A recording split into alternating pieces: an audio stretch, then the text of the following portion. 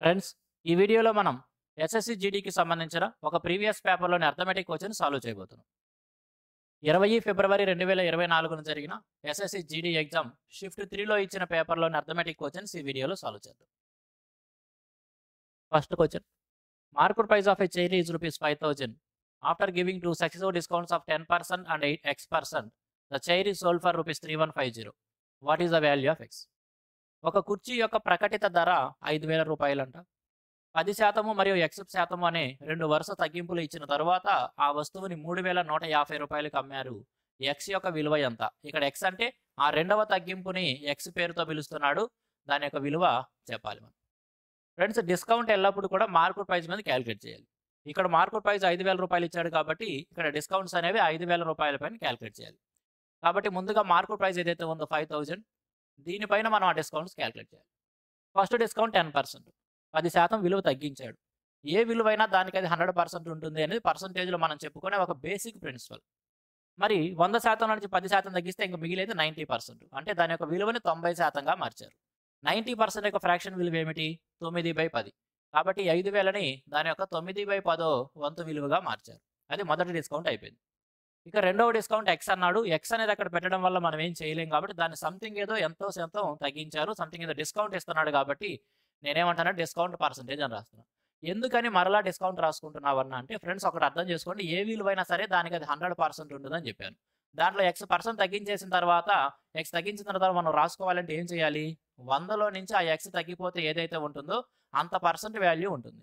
ఈ 100 - x రాయడం కంటే నాకు డి అనేది ఏదో సంథింగ్ ఏదో ఒక దాంతో ఆ విధంగా డినోట్ చేసుకోవడం, గుర్తుంచుకోవడం ఈజీగా ఉంది కాబట్టి అది రాశా. లేదనుకుంటే 100 - x% అని కూడా రాసుకోవచ్చు. ఎందుకు లేని ఆ విధంగా రాసేసాను, జస్ట్ మన కన్వీనియన్స్ కోసం అంతే. ఈ రెండు వరుస తగ్గింపుల తర్వాత దాని యొక్క విలువ ఎలా మారిందంటే 3,150గా మారింది. 3,150గా ఎక్స్ యొక్క విలువ ఎంత అనేది మనం చెప్పాలి. ఇక్కడ 3 సున్నాలు, ఇక్కడ 3 సున్నాలు క్యాన్సిల్ చేయించండి. 9 × 45, అక్కడ 315. 45 చివర మళ్ళీ 5 కనపడాలి కాబట్టి 45 ఎన్నిసార్లు పోయిందని జస్ట్ అబ్జర్వేషన్ తీసుకుని 45 ఏళ్ళు 280, 735 కాబట్టి 7 సార్లు పోయింది. 70 అంటే 70% తెచ్చాము అంటే 70% తెచ్చాము అంటే 100 నుంచి 70% తెచ్చామంటే 100% ఉండాల్సిన 70% తెచ్చామంటే ఎంత తగ్గించినట్టండి? 30% తగ్గించినట్టే కదా. కాబట్టి ఇప్పుడు చెబుదాము ఆ ఎక్స్ అనేది 30% అనమాట. రెండవ డిస్కౌంట్ ఎంత? 30%. Option D. Next one, what is the value of? ఒక సింప్లిఫికేషన్కి వచ్చినండి. సింప్లిఫికేషన్కి వచ్చిన అనేవి ప్రతి పేపర్లో 2 కనపడుతుంది, ప్రతి షిఫ్ట్లో ఇస్తున్నాడు. కాబట్టి ఎస్ఎస్సి జీడీకి ప్రిపేర్ అయ్యే స్టూడెంట్స్ సింప్లిఫికేషన్ నెగ్లెక్ట్ చేయొద్దు. 2 మార్కులు ఈజీగా తెచ్చుకోవడానికి మంచి అవకాశం. సరే చూడండి ఒకసారి, సింప్లిఫికేషన్ చేసేప్పుడు మనం ఏం చేస్తామండి, చక్కగా అర్థం చేసుకోవాలి. ముందు ఇది బ్రాకెట్లో ఉంది కాబట్టి ఈ రెండింటికి ఒక విలువ ఉంది, దాన్ని 16తో మల్టిపుల్ చేసుకోవాలి. ఈ రెండు మల్టిపుల్లో ఉన్నాయి కాబట్టి ఈ రెండింటికి ఒక విలువ ఉంది, దాంట్లో నుంచి తీసేయాలి. సింపుల్గా అర్థం చేసుకొని ఇక్కడ 9 4 కూడితే ఎంత? 13. అంటే ఇక్కడ 16 × 13 ఉన్నట్టేగా. 16 × 13 ఉన్నట్టే. అవతలేమో 13 × 14. రెండింటిలోనూ 13 ఉంది కాబట్టి 13 కామన్ తీస్తాను. న్యూమరేటర్లో 2 టర్మ్స్లోనూ 13 ఉంది. 13 కామన్ తీస్తే ఇక్కడ 16 మిగిలింది, అక్కడ 14 మిగిలింది. 16 - 14 అంటే 16లో నుంచి 14 తీస్తే 2 ఉంటుంది కాబట్టి న్యూమరేటర్ ఏమైంది? 13 × 2 అనేది న్యూమరేటర్ లవం. అది ఇక్కడ డినామినేటర్ ఏముంది? ముందు ఇది బ్రాకెట్లో ఉంది కాబట్టి ఇది ఇంతవరకు సపరేట్ ఫంక్షన్.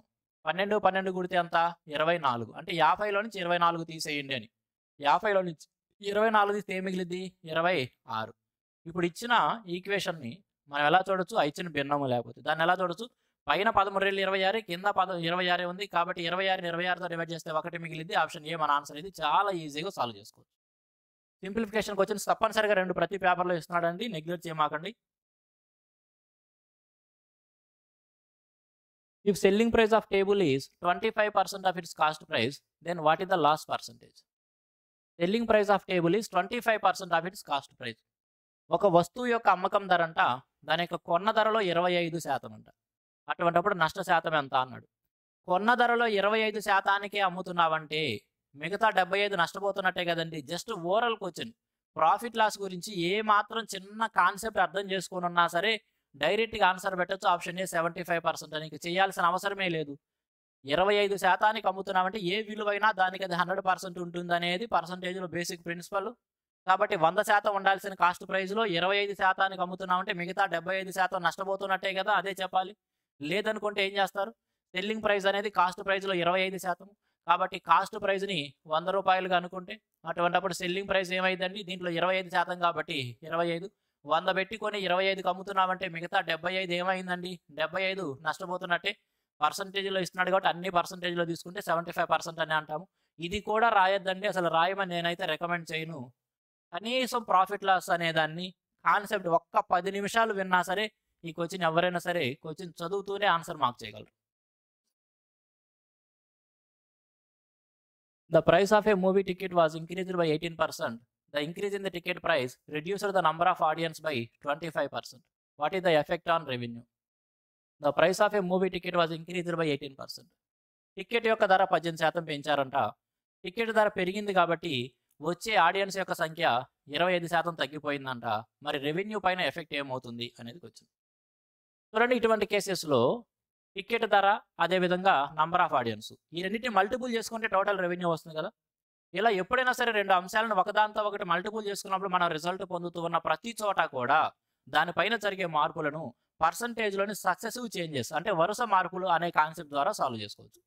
ఇక్కడ కూడా టికెట్ ధర 18% పెరగడము అదేవిధంగా ఆడియన్స్ 25% తగ్గడం అనే దాన్ని మనం రెండు వరుస మార్పులుగా చూసుకోవచ్చు. అంటే 18% పెరగడము 25% తగ్గడం అనే రెండు వరుస మార్పులు ఏక మొత్తంలో దేనికి సమానం అనేది చూసుకుంటే సరిపోతుంది.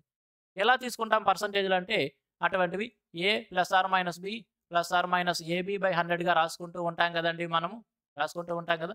అదే విధంగా ఇక్కడ కూడా మనం అప్లై చేసుకుంటే ఫస్ట్ది 18% పెరిగింది, రెండవది 25% తగ్గింది, ప్లస్ ఇంటూ మైనస్ మైనస్ కాబట్టి మైనస్ 18 ఇంటూ 25 డివైడెడ్ బై 100 అనమాట, divided by 100.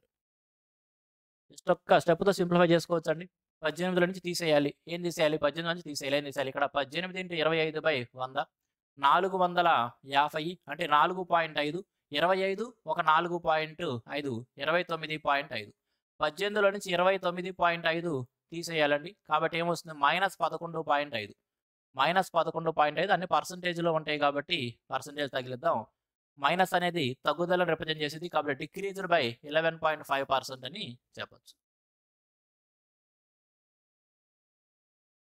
Next one, if a certain sum of money becomes thrice of itself in 8 years 6 months at compound interest, then what will be the annual rate of interest?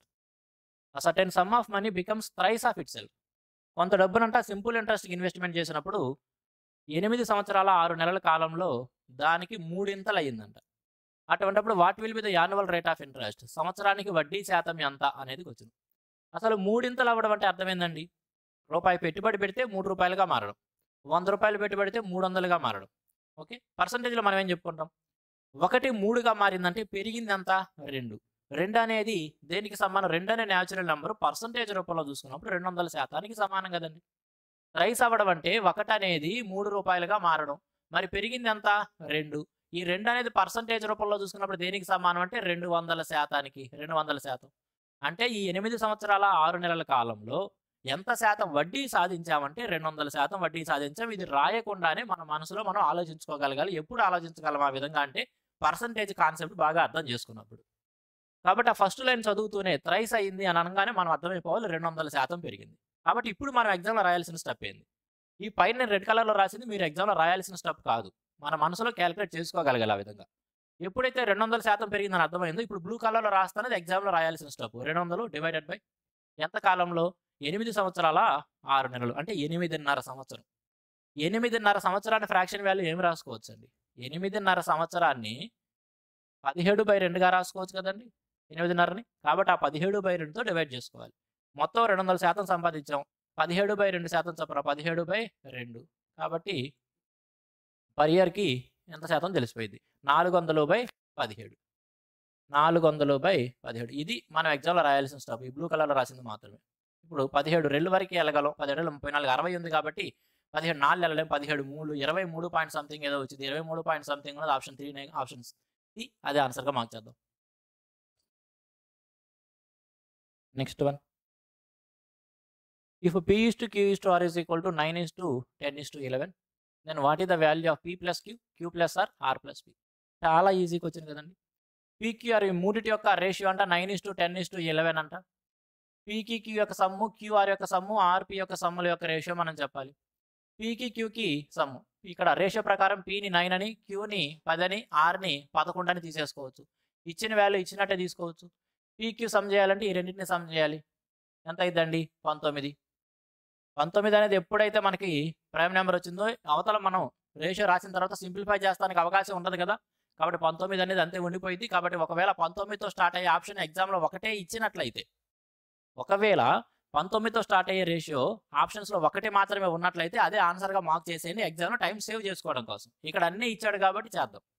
తర్వాత QR add చేయమంటున్నాడు. ఈ రెండు add చేస్తే 10, 11 add చేస్తే 21. తర్వాత ఆర్పి add చేయమంటున్నాడు. 9, 11 add చేస్తే అంతా 20. కాబట్టి 19:21:20. 19, 21, 20 ఆప్షన్ ఏ, 46కి A. If 18 men can finish a work in 13 days, then in how many days will 54 men finish the same work? 18 మంది మనుషులు ఒక పనిని 13 రోజుల్లో చేయగలిగితే 54 మంది అదే పనిని ఎంత కాలంలో చేయగలరు అనేది క్వశ్చన్. మనుషుల సంఖ్య ఏమైంది చూడండి. ఇందాక 18 మంది పనిచేస్తున్నారు, ఇప్పుడు 54 మంది పనిచేస్తున్నారు. మనుషుల సంఖ్య ఏమైంది? 3 టైమ్స్ అయింది. మనుషుల సంఖ్య 3 టైమ్స్ అయింది. మనుషుల సంఖ్య 3 టైమ్స్ అయిందంటే కెపాసిటీ కూడా 3 రెట్లు పెరిగింది. ఎప్పుడైతే మన యొక్క సామర్థ్యం 3 రెట్లు పెరిగిందో పట్టే టైం 3 రెట్లు తగ్గిపోయింది కదా. కాబట్టి అంతకుముందు 13 డేస్ పడుతుంది, ఇప్పుడు ఏమైంది? దానికి తగ్గిపోతుంది, 3వ వంతు తగ్గిపోయింది. కాబట్టి 13/3 అనేది మనకు కావాల్సిన ఆన్సర్ అయింది. ఈ క్వశ్చన్ కూడా జస్ట్ కళ్ళతో చూసి పెట్టదగిన క్వశ్చన్. మనుషుల సంఖ్య 3 రెట్లు అయింది కాబట్టి టైం ఏమైంది? 3వ వంతు అయిపోయింది. అంటే 13ని 3తో డివైడ్ చేసుకుంటే సరిపోయింది. ఆప్షన్ ఏలోనే ఇచ్చాడు 13/3 రోజులు. A and B can complete a work alone in 20 days and 60 days respectively. They began the work together, but A left the work after some days and B completed the remaining work in 12 days. After how many days from the beginning A left the work? A మరియు B ఒక పనిని ఒంటరిగా 20 మరియు 60 రోజుల్లో చేయగలరు. వారిద్దరూ కలిసి పని ప్రారంభించారు, కానీ ఏ కొన్ని రోజులు పని చేసిన తర్వాత పని నుంచి వెళ్ళిపోయాడు. ఇక బి ఒంటరిగా మిగతా పనిని 12 రోజుల్లో పూర్తి చేసేసాడు. After how many days from the beginning A left the work? పని ప్రారంభించిన ఎన్ని రోజుల తరువాత ఏ పని నుంచి వెళ్ళిపోయాడు అని వచ్చింది. సరే, తర్వాత ఈ సినారియో అంతా ఎలా మారిందనేది కాసేపు పక్కన పెడితే, ముందుగా టైమ్ అండ్ వర్క్ కోచింగ్లో ఏం చేస్తామో ఇచ్చిన డేస్ని బట్టి, ఇక్కడ ఏవైతే 20 రోజులు 60 రోజులని ఇచ్చాడు, దీన్ని బట్టి మనం టోటల్ వర్క్ని 60గా తీసేసుకోవాలి. టోటల్ వర్క్ని 60గా తీసుకుందాం. అదేవిధంగా ఏబి యొక్క ఏ అండ్ బి వాళ్ళ యొక్క ఎఫిషియన్సీస్ లేదా కెపాసిటీస్ ఎలా రాసుకోవచ్చు? 60 పనిని ఏ అనేవాడు 20 రోజుల్లో చేయగలుగుతున్నాడు కాబట్టి రోజుకి 3 కెపాసిటీతో పనిచేస్తున్నట్టు. అదే 60 పనిని బి 60 రోజుల్లో చేస్తున్నాడు కాబట్టి రోజుకి ఒకటి వాడి యొక్క ఎఫిషియన్సీ ఆర్ కెపాసిటీ.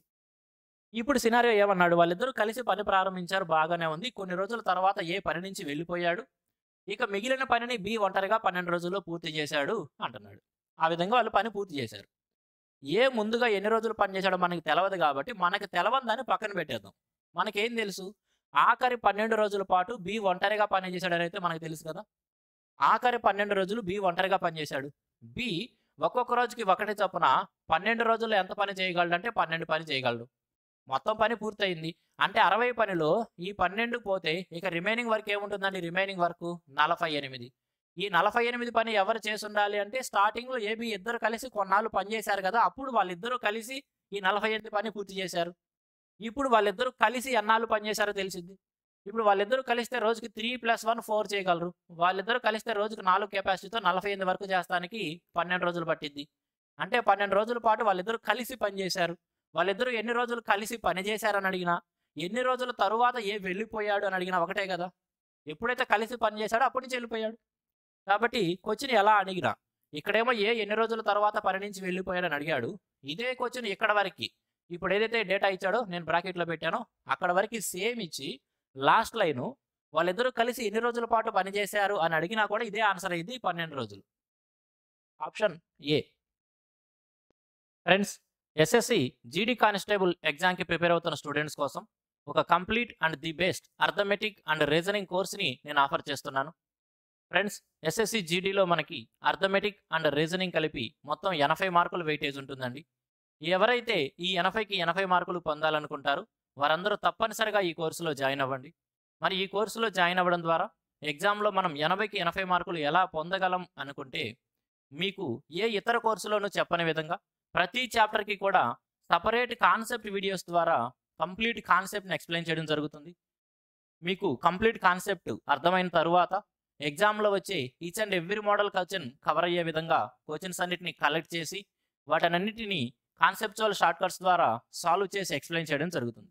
కాబట్టి ప్రతి విద్యార్థి ప్రతి చాప్టర్కి సంబంధించిన కంప్లీట్ కాన్సెప్ట్ నేర్చుకుంటాడు. అదేవిధంగా ఎగ్జామ్లో క్వశ్చన్ని ఎంత ఈజీగా సాల్వ్ చేయొచ్చు అనేది కాన్సెప్చువల్ షార్ట్కట్స్ ద్వారా సొల్యూషన్ నేను చూపించింది చూసి నేర్చుకుంటారు. కాబట్టి మీరు తప్పనిసరిగా ఎగ్జామ్లో 80కి 80 మార్కులు ఈజీగా పొందవచ్చు. ఫ్రెండ్స్, ఈ కోర్స్ అనేది అక్టోబర్ 1, 2024న స్టార్ట్ చేస్తున్నాను. ప్రతిరోజు క్లాసెస్ అప్లోడ్ చేస్తూ కేవలం 40 రోజుల్లో కోర్సు కంప్లీట్ చేయడం జరుగుతుంది. ఫ్రెండ్స్, కోర్సులో జాయిన్ అవ్వాలనుకున్న వారు ప్లేస్టోర్లో మన యొక్క ఛానల్ నేమ్ క్వాంటప్సెస్ అని మన యొక్క ఛానల్ నేమ్తోనే యాప్ మీకు అవైలబుల్గా ఉంది. మీరందరూ తప్పనిసరిగా యాప్ డౌన్లోడ్ చేసుకొని కోర్సుని జాయిన్ అవ్వచ్చు. అదేవిధంగా కోర్సు యొక్క ఫీజు డీటెయిల్స్ తెలుసుకోవాలనుకుంటే ఫ్రెండ్స్, 3 months వ్యాలిడిటీ, అదేవిధంగా 6 months వ్యాలిడిటీ, 2 వ్యాలిడిటీస్ ఉంటాయి. మీకు నచ్చింది మీరు జాయిన్ అవ్వచ్చు. ఒకవేళ మీరు 3 months వ్యాలిడిటీలో జాయిన్ అయితే అర్థమెటిక్ 555, రీజనింగ్ 222, మొత్తం ఫీజు 777, కేవలం 777 మాత్రమే. అదేవిధంగా 6 months వ్యాలిడిటీ మీరు జాయిన్ అయితే అర్థమెటిక్ 777, అదేవిధంగా రీజనింగ్ 222 ఫీజు 999 మాత్రమే. ఇంకా మీకు ఏమైనా డీటెయిల్స్ కావాలనుకున్నా, ఏమైనా డౌట్స్ ఉన్నా, కోర్సు గురించి ఇంకా ఎక్స్ట్రా ఇన్ఫర్మేషన్ మీరు తెలుసుకోవాలనుకుంటే ఇక్కడ నేను ఇచ్చిన నెంబర్ నా పర్సనల్ నెంబర్, మీరు దానికి ఫోన్ చేసి డీటెయిల్స్ తెలుసుకోవచ్చు. అదేవిధంగా యాప్ను డౌన్లోడ్ చేసుకొని కోర్సులో జాయిన్ అవ్వచ్చు. కేవలం 40 రోజుల్లో కంప్లీట్ కోర్సు పూర్తయిపోతుంది. వన్స్ కోర్సు పూర్తయిన తర్వాత ఫీజు పెరుగుతుందండి. మీరేం వెయిట్ చేయొద్దు. జస్ట్ జాయిన్ అయ్యి ఏ రోజు క్లాస్ ఆ రోజు నేర్చుకుంటూ ఉంటే జస్ట్ ఒక 40 డేస్లో మీరు కంప్లీట్ అర్థమెటిక్ అండ్ రీజనింగ్ నేర్చేసుకుంటారు. 6 friends have an average height of 144 centimeters. A boy with a height of 150 centimeters leave the group. Find the new average height. 6 friends యొక్క యావరేజ్ హైట్ 144 సెంటీమీటర్లుగా ఉందంట. 150 సెంటీమీటర్లు ఎత్తు కలిగిన ఒక పిల్లవాడు ఆ గ్రూప్ నుంచి బయటికి వెళ్ళిపోయినప్పుడు ఇక మిగతా వారి యొక్క యావరేజ్ ఏమవుతుంది అనేది క్వశ్చన్. యావరేజ్లో మనం లీవింగ్ జాయినింగ్ అనే కాన్సెప్ట్లో చెప్పుకుంటాము. యావరేజ్ ఆల్రెడీ ఎగ్జిస్టెన్స్లో ఉన్న ఎలిమెంట్స్లో నుంచి ఒక ఎలిమెంట్ బయటికి వెళ్ళినప్పుడు యావరేజ్ ఎలా మారుతుంది అనే కాన్సెప్ట్ మనం అక్కడ లీవింగ్ జాయినింగ్లో చెప్పుకుంటాం. ఇక్కడ ఆలోచించండి, అందరి యొక్క యావరేజ్ 144 సెంటీమీటర్లు, 150 సెంటీమీటర్లు కలిగిన వాడు బయటికి వెళ్తున్నాడు. యావరేజ్ కంటే పెద్ద వాల్యూ బయటికి వెళ్ళినప్పుడు మిగతా వారి యొక్క యావరేజ్ ఏమైతే తగ్గిద్ది. కాబట్టి 150 సెంటీమీటర్లు అనేది ఆల్రెడీ ఉన్న యావరేజ్ 144 కంటే పెద్దది. కాబట్టి యావరేజ్ కంటే పెద్ద విలువ బయటికి వెళ్ళినప్పుడు మిగతా వారందరి యొక్క యావరేజ్ తగ్గిద్ది. అంటే మనకు కావాల్సిన ఆన్సర్ 144 కంటే చిన్నది. మరి ఎంత చిన్నది? వీడు 144 తీసుకెళ్లాల్సింది 150 తీసుకెళ్ళాడు. అంటే 6 ఎక్కువ తీసుకెళ్ళాడు. కాబట్టి ఆ 6 నష్టాన్ని కూడా ఎంతమంది భరించాలి? ఇప్పుడు 6 ఫ్రెండ్స్లో నుంచి ఒకడు వెళ్ళిపోతే ఇంకా మిగిలింది 5 కాబట్టి 6 నష్టాన్ని కూడా 5 భరించాలి. 6ని 5 భరిస్తే జస్ట్ 1.2. కాబట్టి మన ఆన్సర్ ఏమైందండి? ఈ 144లో నుంచి 1.2 తీసేస్తే సరిపోతుంది. 142.8. Option B. జస్ట్ ఆలోచిస్తే సరిపోతుంది. Next one. If interest is being compounded annually, then what sum will amount to rupees 9464 in 2 years at the rate of 30% per annum at compound interest? If interest is being compounded annually, వడ్డీనంట సంవత్సరానికి ఒకసారి సమ్మేళనం అంటే చక్రవడ్డీ కడుతూ ఉన్నారంట. అటువంటప్పుడు ఒక్కొక్క సంవత్సరానికి 30% చక్రవడ్డీ చొప్పున 2 సంవత్సరాల చివరికి 9,464 రూపాయలు మొత్తంగా మారే అసలు ఎంత అనేది చెప్పాలి. అంటే మనం స్టార్టింగ్లో ఏదైతే ఇన్వెస్ట్మెంట్ పెడుతున్నాడో అది చెప్పాలి. ఈ రోజున కొంత డబ్బును ఇన్వెస్ట్మెంట్ పెట్టారు, ఒక్కొక్క సంవత్సరానికి 30% చొప్పున చక్రవడ్డీ తీసుకుంటూ ఉంటే 2 సంవత్సరాల చివరికి వచ్చేటప్పటికి అది మొత్తం ఇక్కడ 9464 అనేది అమౌంట్ అనమాట. అమౌంట్ అంటే మన యొక్క ప్రిన్సిపల్, అదేవిధంగా మనం పొందుతున్న ఇంట్రెస్ట్ రెండు ఉంటాయి దాంట్లో. ఆ రెండు కలిపి 9,464గా మారితే స్టార్టింగ్లో మనకి ఇన్వెస్ట్మెంట్ ఎంత లేదా ప్రిన్సిపల్ ఎంత అనేది చెప్తాం. చూడండి, 30% చొప్పున పెరుగుతూ వెళ్ళడం అంటే 10 13గా మారడం కదా. 30% పెరగడం అంటే 30% పెరగడం అంటే అర్థం ఏమిటి అంటే 30% యొక్క ఫ్రాక్షన్ వాల్యూ 3/10. అంటే బేస్ వాల్యూ 10 అయితే దానికి 3 పెరుగుతుంది. కాబట్టి మనం ఎలా అర్థం చేసుకోవాలి? ప్రతిసారి కూడా 10 13గా మారుతుంది. ప్రతి సైకిల్కి 10 13గా మారుతుంది అనేది 30% పెరుగుదలని రిప్రజెంట్ చేసే రేషియో లేదా ఫ్రాక్షన్ కూడా రాసుకోవచ్చు. అంటే మన యొక్క ప్రిన్సిపల్ ఏదైతే ఉందో అది 2 సార్లు వరుసగా 30% చొప్పున పెరిగిన తరువాత 9,464గా మారింది. కాబట్టి ఒకవేళ మీరు రాసుకుంటే ప్రిన్సిపల్ ఏదైతే ఉందో అది 2 సార్లు 30% చొప్పున పెరగడం అంటే 10 అనేది 13గా మారుతుంది. అదేవిధంగా 10 13గా మారుతుంది. కాబట్టి ఒకేసారి ఆలోచించుకోగలిగితే ఆ ప్రిన్సిపల్ అనేది 30% పెరగడం అనే 2 వరుస మార్పులకు గురవుతుంది కాబట్టి 10, 13గా మారుతుంది అనేది 2 సైకిల్స్ కాబట్టి దాన్ని ఏం చేస్తామంటే హోల్ స్క్వేర్ చేసుకుంటాం. కాబట్టి ఆ ప్రిన్సిపల్‌ని 169/100తో మల్టిపుల్ చేసుకుంటే ఆ పొందేది ఏమిటి? 94, 64. 94, 64 అనేది పొందుతున్నాం. అక్కడి నుంచి డైరెక్ట్‌గా ప్రిన్సిపల్ తీసుకోవచ్చు. అసలు ఇబ్బందే లేదు. లేదు, మేము ఈ ప్రిన్సిపల్ పెట్టడానికి కూడా ఒప్పుకోవన్నా, మేము వేరియబుల్‌ని వాడము, అది కూడా వాడము అనుకుంటారనుకోండి. ఇప్పుడు ఎలా చూడొచ్చు? మార్పులు చెందిన తర్వాత విలువ మన దగ్గరుంది. అది మొత్తం అనేది 9464 అనేది 9464 అనేది మార్పులు చెందిన తరువాత విలువ. మనకి ప్రీవియస్ వాల్యూ కావాలి. జనరల్‌గా 30% పెంచడానికైతే మనం ఫ్రాక్షన్ వాల్యూ 13/10 రాస్తాం. మనం రీస్టోర్ చేస్తున్నాం ప్రీవియస్ వాల్యూ కాబట్టి, ఏం రాస్తామంటే 10/13 రాస్తాం. అలా 2 సార్లు కాబట్టి 10/13తో 2 సార్లు మల్టిపుల్ చేసుకోవచ్చు. లేదా 100/169 ఒకేసారి మల్టిపుల్ చేసుకుంటే ఈ పి అనేది ప్రిన్సిపల్ అనేది వాడకుండా కూడా డైరెక్ట్‌గా ఆన్సర్ తీసుకోవచ్చు. కాకపోతే ఇది ఎందుకు ఫస్ట్ చెప్పలేదంటే ఈ విధంగా రాసేటప్పుడు స్టూడెంట్స్ తప్పు చేసే అవకాశం ఎక్కువ ఉంటుంది. జనరల్‌గా మనం అలవాటు పడినట్టు ఏం చేస్తారంటే 10, 13గా మారిందని 13/10 అనే ఫ్రాక్షన్‌తో మల్టిపుల్ చేస్తూ ఉంటారు. అప్పుడు దీని విలువ ఇంకా పెరిగిద్ది. దాని విలువ తగ్గి రావాలి మనకి. కాబట్టి ఇక్కడ ఫ్రాక్షన్ మనం రెసిప్రోకల్‌లో రాసుకోవాలి. తలకిందులు చేసి రాయాలి. అది బాగా ప్రాక్టీస్ చేసుంటే ఆ తప్పు మనం చెయ్యమని అనుకుంటే ఈ విధంగా రాసుకోవచ్చు. లేదు, ఎందుకు ఒకవేళ ఎగ్జామ్ పాయింట్ ఆఫ్ వ్యూలో ఆ ఒత్తిడిలో నేనేమన్నా తప్పు చేస్తానేమో అనుకుంటే అసలు తప్పు చేసే అవకాశమే ఉండదు ఇలా రాసుకున్నట్లయితే. అలవాటు పడినట్టు 10, 13గా మారినట్టు అంటే 13/10 అనే ఫ్రాక్షన్‌తో మల్టిపుల్ చేసుకోవచ్చు. ఓకే. కాబట్టి మీరు బాగా ప్రాక్టీస్ చేస్తుంటే ఇలా రాసుకొని డైరెక్ట్‌గా ఆన్సర్ వచ్చింది. లేదు, జస్ట్ పి పెట్టడమే. దీనికి దానికి తేడా ఏం లేదు. జస్ట్ పి పెట్టుకుంటే అసలు తప్పు చేసే అవకాశమే ఉండదు. ఓకే. అది రికమెండ్ చేస్తాను నేను. ఆ విధంగా రాసుకోండి, తప్పేం కాదు. క్యాన్సిల్ చేసుకుంటే సరిపోయిద్ది. 13 ఏళ్ళు 91, 36, 13 ఏళ్ళు 26, 104 అంటే 13 8. మరలా 13తో కొట్టేస్తే 13 6లు వరకు వెళ్ళం. 13 6లు 78 వెళ్ళం. 13 5లు 65, 78 అంటే 13 6లు. కాబట్టి 56 పక్కన 2 సున్నాలంటే ఏం చెప్పొచ్చండి? రూ. 5,600. 5,600 అనేది ప్రిన్సిపల్. అది 9,464గా మారింది. Next one. What is the value of 880 plus 41 divided by 14 into 84 minus 26? అక్కడ ఇచ్చిన ఏదైతే ఎక్స్ప్రెషన్ ఇచ్చాడో దాని యొక్క విలువ చెప్పాలి. సింప్లిఫికేషన్ క్వశ్చన్ చెప్పాను కదా. సింప్లిఫికేషన్కి సంబంధించి 2 క్వశ్చన్స్ తప్పనిసరిగా ఇస్తున్నాడు. ఈజీగా మార్క్ తీసుకోవచ్చు. ఎక్కడైతే ప్లస్ అండ్ మైనస్లు ఉన్నాయో అంతవరకు సపరేట్ టర్మ్గా చూడండి. అంతవరకు సపరేట్ టర్మ్గా చూస్తే ఇక్కడ ప్లస్ ఉంది, ఇది ఒక సపరేట్ టర్మ్, ఈ మధ్య ఇదంతా ఒక సపరేట్ టర్మ్, ఇది ఒక సపరేట్ టర్మ్. ఇప్పుడు దాన్ని ఎలా చూడొచ్చండి? 880 ప్లస్ ఆ మధ్యలో ఏదైతే టర్మ్ ఉందో అది ఎలా అర్థం చేసుకోవచ్చు? 41 డివైడెడ్ బై 14 అంటే divided by 14 into 84 into 84 minus 26. ఇదే కదండి మనకి ఇచ్చిన క్వశ్చన్. 14 6లు. కాబట్టి ఇక్కడ ఏం చెప్పొచ్చు? 246. 246లో నుంచి 26 తీసేయాలి. ఒకేసారి రాయగలిగితే ఇంకా మంచిది, రాయలేకపోయినా ఇంకొక స్టెప్ రాసుకోండి. 880 ప్లస్ 246 మైనస్ 26. 246 నుంచి 26 220 మిగిలిద్ది. 220 800 200 1000 80 ఒక 20 100. కాబట్టి ఏం చెప్పొచ్చు? మొత్తం 1100 అయింది.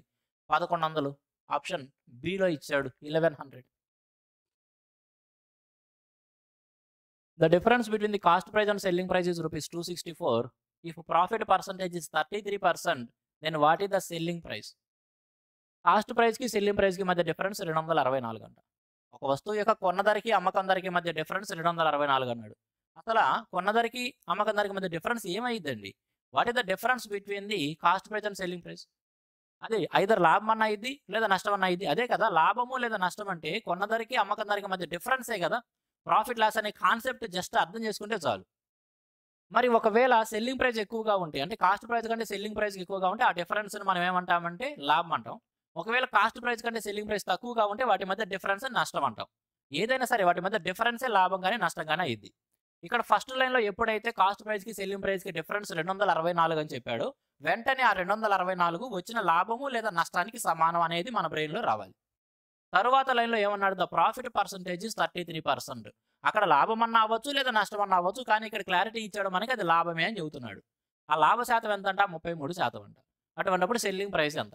మనం ఏం చెప్పుకున్నాం? ఈ 264 ఏదైతే డిఫరెన్స్ ఉందో ఇదే కదా ప్రాఫిట్ కానీ లాస్ కానీ అయ్యేది. అది ప్రాఫిట్ అని వాడు చక్కగా చెప్పాడు. అది కూడా 33% అన్నాడు. అంటే 33% విలువ వచ్చేటప్పటికి 33% విలువ 264 అయినప్పుడు ఏమడుగుతున్నాడు? సెల్లింగ్ ప్రైస్ అడుగుతున్నాడు. సెల్లింగ్ ప్రైస్ అంటే కాస్ట్ ప్రైస్తో పాటు లాభాన్ని కలుపుకుంటే సెల్లింగ్ ప్రైస్. కాస్ట్ ప్రైస్ 100%, 33% లాభము, 100 + 33 133%.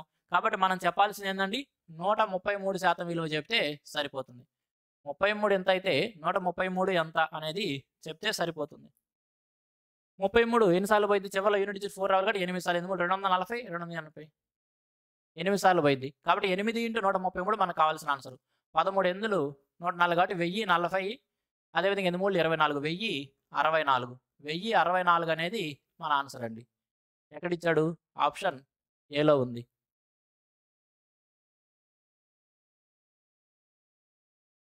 Average of 4 numbers is 52. Average of first 2 numbers is thrice the average of the other 2 numbers. What is the sum of the first 2 numbers? Average of 4 numbers is 52.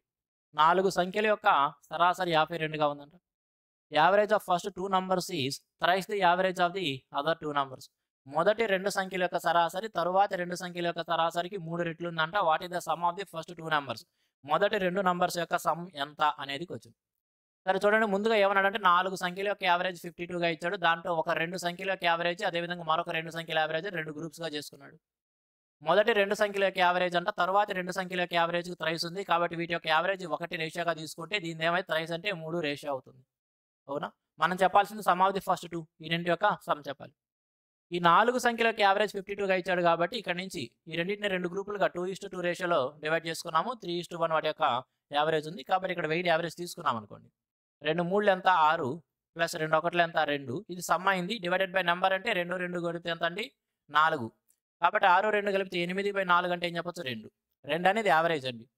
కానీ వాడు average ఎంతగా ఇచ్చాడు 52. మనం తీసుకున్న ratio ప్రకారం మనకి 2 వచ్చింది. కానీ అది లెక్కలో 52గా ఇవ్వబడింది కాబట్టి ఈ 2 దేనికి సమానం, 52కి సమానమైనట్టు. మనం ఏం చెప్పాలి, some of the first 2 numbers. మొదటి 2 సంఖ్యల యొక్క సమ్ చెప్పాలి. మొదటి 2 సంఖ్యల యొక్క సమ్ ఏమైందండి 6 అయింది కదా. ఎందుకంటే నంబర్ 2 యావరేజ్ 3, సమ్ అనేది యావరేజ్ ఇంటూ నంబర్ 2 3 6. కాబట్టి 6 యూనిట్ల వాల్యూ మనం చెప్పాలి.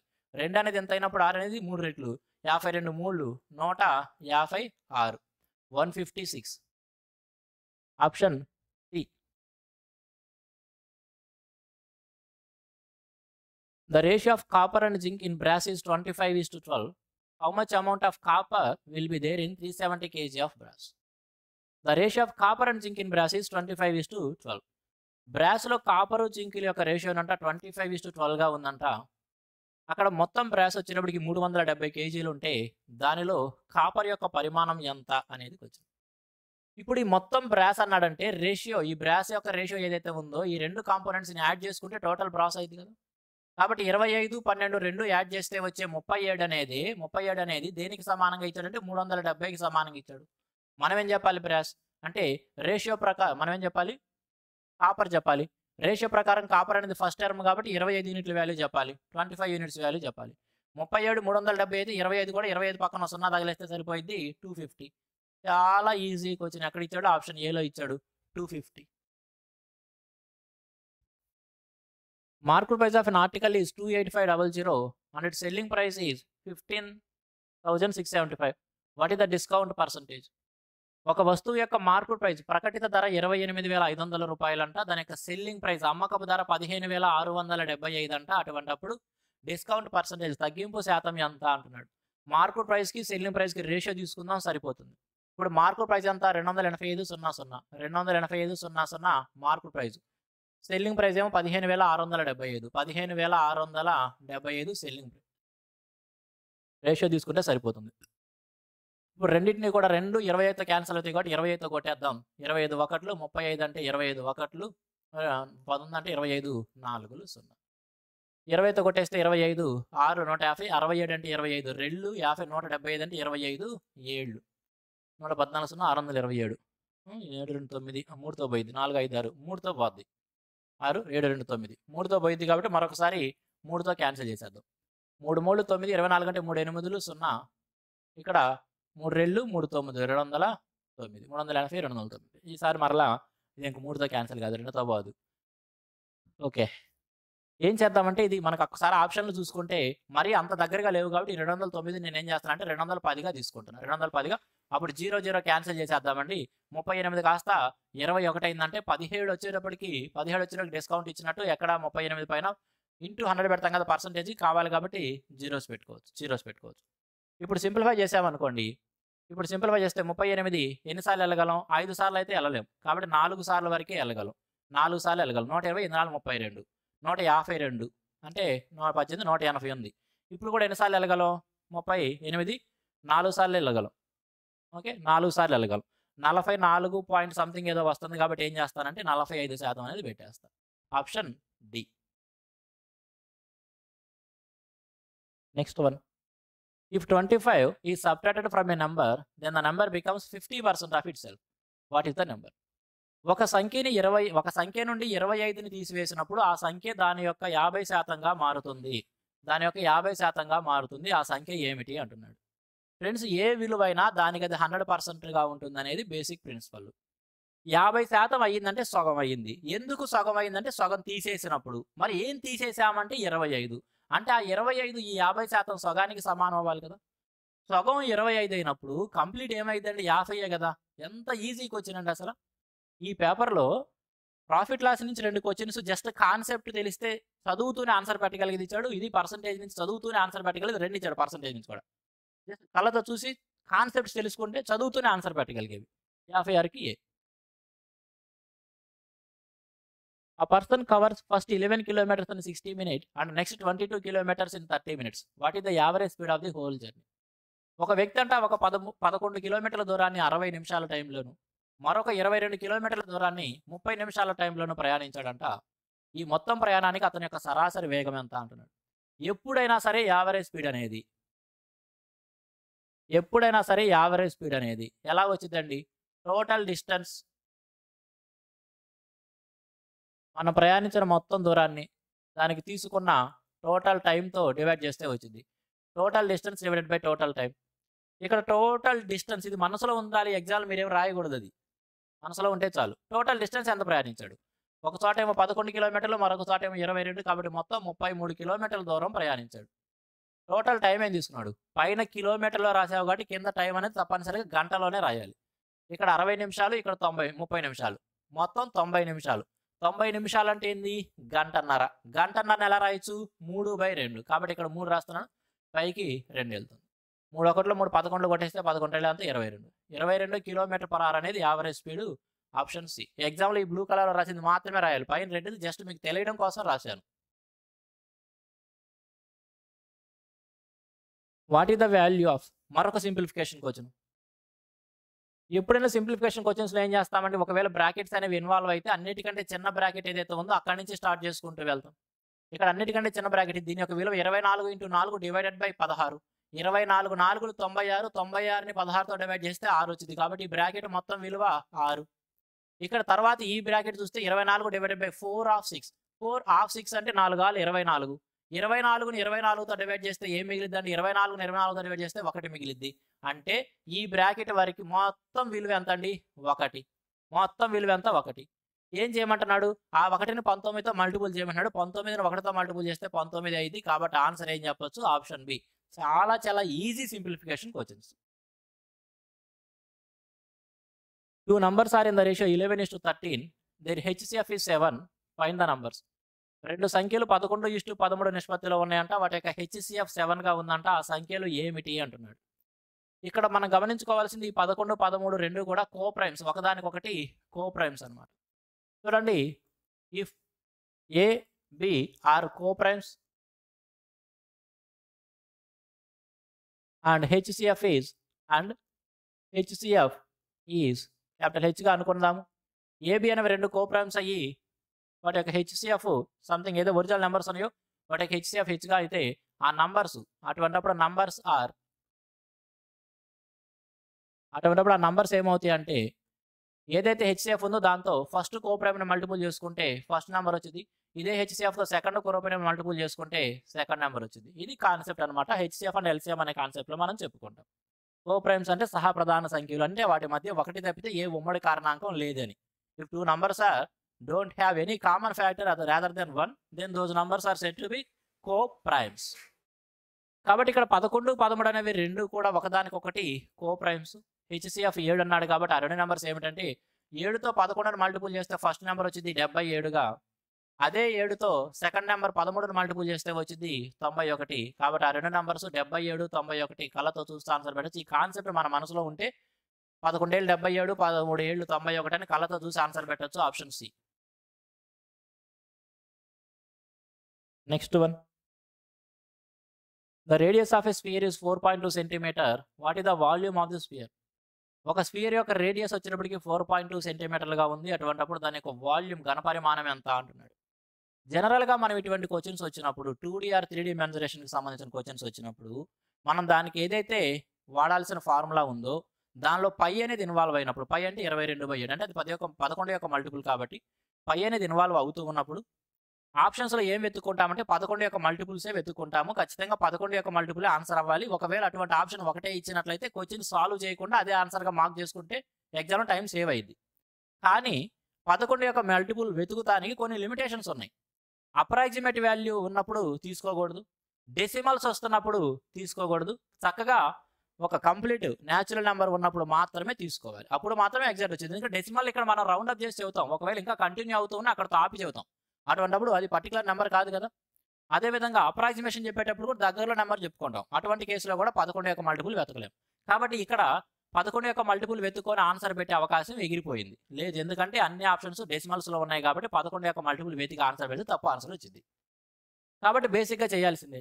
స్పియర్ యొక్క రేడియస్ ఇచ్చాడు. దాని యొక్క వాల్యూమ్ అడుగుతున్నాడు. స్పియర్ యొక్క వాల్యూమ్‌కి ఫార్ములా ఏంది? 4/3 πr³ కాబట్టి 4/3 π అంటే 22/7 r రేడియస్ అంటే ఏందండి? 4.2 ఇచ్చాడు. ఒకవేళ 4.2 పెట్టుకుంటే ఇబ్బందిగా ఉంటదనుకుంటే 42/10 రాసుకోండి. పోయేదేమీ లేదు. కాబట్టి 4.2 ఇంటూ 4.2 ఇంటూ 4.2 ఇదే మనం చేయాల్సింది. ఓకే. 7 3 21, 21 రెళ్ళు కాబట్టి ఏం చెప్పొచ్చంటే ఇక్కడ 0.2 ఇక అన్నీ మల్టిపుల్ చేసుకుంటే సరిపోయిద్దండి. యూనిట్ డిజిట్ ప్రకారం కూడా పెట్టలేము. ఎందుకంటే అక్కడ నాకు తెలిసి అప్రాక్సిమేషన్ పెట్టేసుంటాడు. ఇక్కడ 3 డెసిమల్స్ రావాలి. కానీ వాడు రెండే ఇచ్చాడంటే అప్రాక్సిమేషన్ అవతలది సవరించేశాడు.